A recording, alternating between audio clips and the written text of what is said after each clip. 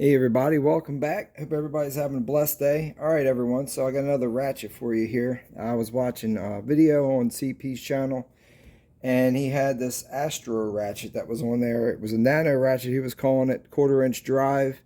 And I thought it was interesting because he was talking about how small this head is here on the micro ratchet. Now this is a 72 tooth ratchet. It is reversible. There's your switch here, and it is pretty thin and micro. It's not recessed in there, but it's nice and thin as far as that goes. And it is a quick release ratchet as well. Also, it is made in Taiwan as well. Let me give you a quick length on the ratchet here. So from top to bottom, it's 10 inches long. 10 inches long here, and the handle is kind of reminds me of a Harbor Freight handle, maybe even the Icon handles, kind of similar to the Icon handle a little bit, just a little bit, maybe just a little bit different. And then you got some stamping going on here. It's kind of hard to see with the glare, but it says Astro Tools on the handle of the ratchet. And this the part number for this here is 91410. I got this off Amazon, and it was on a deal on Amazon. It was like around 20 bucks, so I thought that was a pretty decent deal. So we're just going to go ahead and I'm going to pull it apart, and we're also going to compare it to some of the other ratchets, the 1/4 inch drive ratchets that I have here, just to show you how small the head is. Now, one of the smallest ones that I have is this Black Hawk ratchet here, and as you can see, compared to that Black Hawk ratchet, it's pretty comparable to that. It may be the Black Hawk ratchet may be a little bit wider because of the like I said, the Black Hawk ratchet has a lot of back drag. This ratchet here, it's not too bad as far as the back drag goes. Now, if you want to get this, I'll just go ahead. We'll keep going. Here is a Craftsman ratchet, an older style Craftsman ratchet, and you can see just how much larger that ratchet head is than that. And then also, like I said, here's this Icon ratchet. And like I said, the handles kind of remind me of the same kind of design. It's a little bit, the Icon ratchet's a little bit bigger. I would have liked to have seen this handle maybe come up a little bit higher. It is a yeah, it's an extra long ratchet, so you can afford to make the handle a little bit longer onto it. And then, like I said, the Icon ratchet, you can still see how much smaller that micro head is on that. And then we can also compare it to the long handle of the snap-on ratchet here that I got as well. And as you can see, it's just it's way smaller than that. But yeah, the Black Hawk ratchet is probably pretty close to it.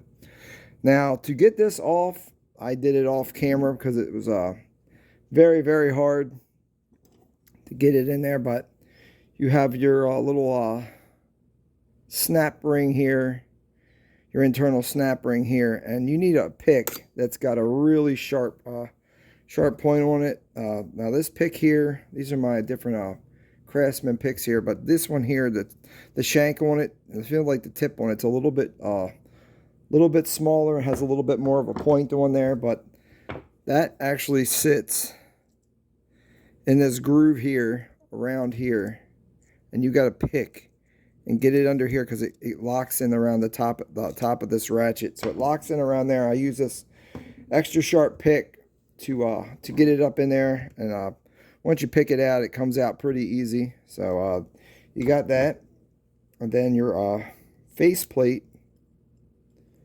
is right here. And you guys can see here's your face plate, and it does have a machined lip around the side, how it sits inside this head of this ratchet.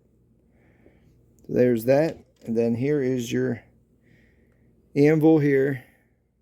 Like I said, it's a 72 tooth super fine ratchet. And there's the back of it. There's your teeth. It does appear to have, I don't know, some lube. It doesn't have a lot on it. But yeah, it does have a little bit of lube, but not much. And then here's your one of your pawl. It's a single pawl It's a floating pawl design as well. If I get this in there, and that is a 1/4, so it does say 1/4 on that. And I'm not going to count all these teeth, but you know, it's probably around 10 or so teeth of engagement. Here is your reverse switch with the single plunger on the inside of it here. And we'll cut back in a minute. All right, so tweezer pliers out. I'll just go ahead and we'll pop the single detent plunger here. There's your little spring that comes with it. And then that's pretty much it for what's inside the ratchet. Now it should just pop right out.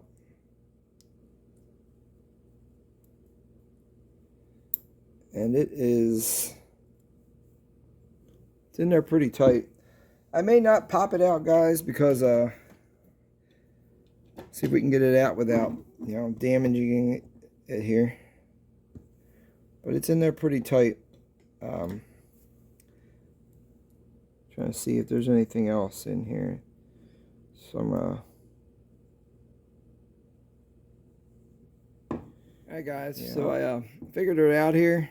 There's another ball, another spring and a ball underneath what's already in here. So I had to rotate it 360 degrees, basically flip that up and get to the flat side, and then be able to work it out that way. So there's your switch, and it's got two little detents on either side of it for when it's locked in. And then here is your the pawl. There's another pawl that's actually not a pawl, it's a detent spring, and a spring that's down inside of there. It's kind of hard to see, but it's sitting down inside there, and that just is how you be able to get it out. If I can grab it here. Really, there you go. So here's your other one. So you got one for the top and one for the bottom. I'll just take a quick look at them here. So you won't be able to mix these two up. The bottom one is actually silver in color, and the spring's longer, and the one that goes into the pawl, it switches it from left to right, is actually black, and it has a shorter spring. So if you do have to disassemble this thing all the way down, like I said, it's going to be easy to put it back together because it's all the same thing. Now to put this back together, you're just going to go back in the opposite direction. You're going to put the long spring with that detent. You're going to put that one back in first. And I may put this back together off here because it is pretty difficult here to with these here. Wish you had like a little pair of needle nose like this that are super long. So we got it, kind of got it back in there. Let me see if I can use this screwdriver to push it down in there a little bit. All right, so got it back in there, and then magnetic screwdriver pulled it back out. So we're going to put it back in there again.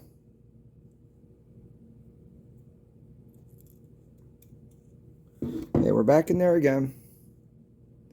You guys can see that. Put that back in there. Then you're going to have to flip, like I said, you're going to have to flip this switch upside down like this. And you're going to have to probably push down on this. See, I have it up against it right now. It's holding pressure against it. I'm going to take this other pick, and I'm going to push down on this detent here, and it should be able to slide it back in for us here. Try that again.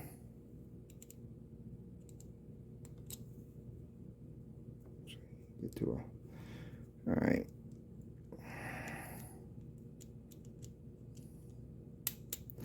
Okay, so what you want to do is you want to slide it to where on one of the spots where the detent is supposed to go up into it. That gives you a little bit of room to flex it, and that way you're able to get it back up in there. So now we're back inside there. We can pop the other detent bag in, the black one. Up the black detent. And the only thing you're going to have to deal with is the magnetism of this. Okay, so we got that back in there. I'm just going to shove her down in there a little bit. As you can see there, guys, the black detent's back in there. Then we're going to throw our pawl. Looking at the pawl, the bottom of it, doesn't matter which way it goes. It doesn't have any, doesn't appear to have any kind of special cutouts or anything like that. So we're just going to switch it to one of the other sides. We'll drop that back in there, and then we're going to drop our anvil back in. And we're back in, and we're just going to go ahead and test it out. You guys can see that or not. We're back in there again.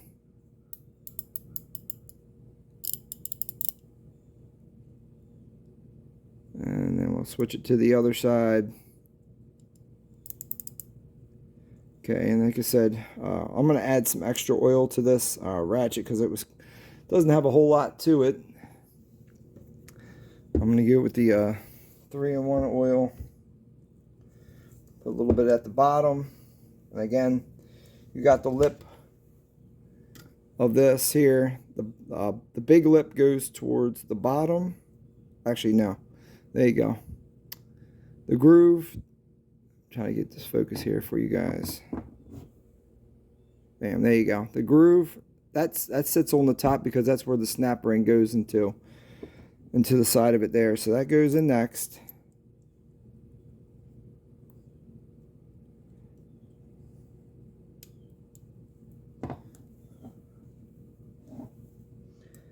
I'm just going to shove that down in there.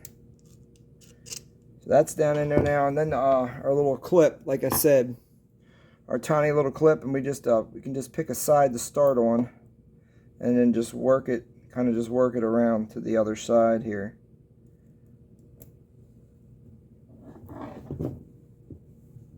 We can put it in there and try and push this clip up to the other side. There you go. So I got it in there. I got the clip started. Kind of hard to see, but now I'm just going to push it, try and shove it down in there.